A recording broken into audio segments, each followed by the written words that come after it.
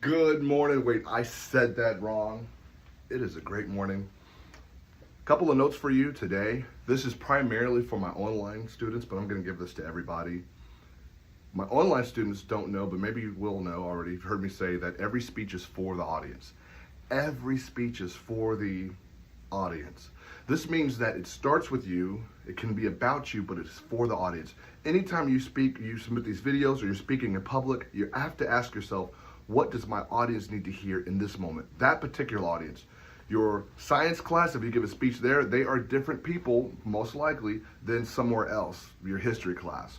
You have to always gauge that and say, what did these people in this moment, what do they need to hear? Every speech is for the, okay.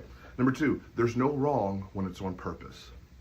If you did a video with the lights off and then you're shining a light on your face, that's fine. If you're outside, that's all good. In fact, we'll do some outside speeches, that's fine. However it looks, there's no wrong when it's on purpose. I told my students that, I told my face-to-face students, girl says, hey, I want everybody to sit down on the ground. We're all sitting down on the ground. She says, doesn't it suck here? She says, but you know that you're better than being here. And right now you're at your lowest point. She does her whole speech. She's talking about how you can get up, how you can stand up for yourself. And she says, I've been speaking for 3 minutes and you all are still on the floor. And then everybody starts, she says, you can get up. And everybody starts standing up. She says, now you stood up because I told you could get up. But what happens when you leave this classroom and you start living your life and you fall down? Will you get up when no one tells you to stand up for yourself? Does that make sense? There's no wrong when it's on purpose. Okay, here are 7 things I need you to write down, and you're going to regurgitate them back to me because I want to make sure that they set in. This is primarily for submitting videos. No reading. No reading. You can glance at something, that's fine with me, but I want that eye contact strong. No reading. I know you know how to read. That's why you're in college. I know you know how to read, but no reading. When you read, and this is even face-to-face, I don't want any, even if you give a face-to-face presentation in your other classes, no reading. When you read, your voice goes into the paper, your eye contact lowers. When you're not looking at us, what do you think we're doing? Do you really think we're paying attention? Do you really think we're listening? You can't even verify because you're reading. No reading. Every speech is for the audience, which means you're looking at the audience. Your audience is giving you feedback. You're looking at them. You can tell if they're with you. You can tell if they're laughing. You can tell they're listening. You can tell if they're bored. You can tell if they're encouraged or inspired. You can tell if they need more information or clarification. But if you're not looking at them, they're probably not looking at you and they're probably tuned out. Number 2, stand up away from the camera. This is actually really good. I love this. This is good. That's part of the angle. If you need to lift your monitor up, if you need to get a tripod, as such as I have, however you need to do it, you are amazing individuals with limitless possibility. Don't tell me what you can't do. Find resources and ways to do it. Does that make sense to you? I'm not just talking about this video. I'm talking about life now. When you say, oh, I can't do it. I couldn't. I bet if I gave you $500 to do it, you'd do it. Well, then what are we even talking about? This means it can be done. Standing up away from the camera, that's number 2. Number 3, looking at the camera or making sure that you have the correct light, because obviously the light changes. Ooh, this light's better here. Well, yeah, this is better here. So that makes sense. You can even tell just now.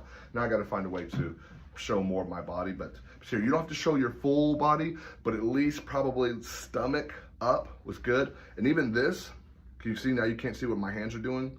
I'd also probably challenge you that way, if you turn your camera to the side, you'll be able to see more. But if you're going to have it this way, then just telling yourself, okay, when I'm engaging the audience, when I'm doing this, when I'm getting a little bit closer, when I'm moving away, just know that some of your body is going to be missing in action. You can't say, I was this years old. Well, how many? I was this many years old. I can't see your hands. How many years? I was this. Okay, does that make sense? Okay, let's keep going. Just begin. Just begin. You don't have to say, hello, my name is, because when you submit a video, your name is there. You don't have to start with good morning. You don't have to start with you don't have to start with before I begin, just begin. You don't have to tell me the name of the assignment. You don't have to tell me the struggles you had completing the assignment, because all of that's a story.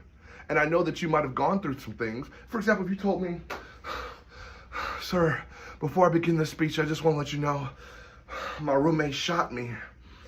Yeah, I'm living with my grandma, My grandma shot me. But anyway, here's my speech. What are you why are you telling me go get a doctor? Go. Okay, I've seen a lot of wild things. Number 5, begin bold. The very first words out of your mouth, boom, that's when the speech starts. You press start, however that appears for you, and then you go right into it. For example, I'm going to turn around just to give myself a little more room here. For example, for your acronym videos, you were doing this. Hi, Mr. Harris, my name is James, and I'm going to talk about my word. My word was pause. And so, pause, so, no. Start stronger than that. What if I told you life just requires a pause? If you're going to become a better speaker and all the ideas are racing through your head and you're thinking, what am I going to say? How am I going to trip up over these words? Or what are the verbal fillers I'm going to use or not use? And what if you just paused? Today I want to share with you this one word, pause, as an acronym to help you overcome your verbal fillers. Are you ready? Let's begin. P. The P stands for practice. You have to practice. Not practice to become perfect, but you're practicing to make sense. Okay, I can just do the whole thing through. Start strong. You can start with a question.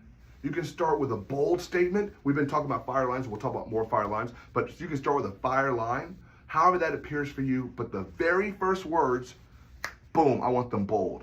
I don't want a long introduction. I don't want any excuses. I don't want reasons. I just want you to start. Life moves slow. Life moves slow.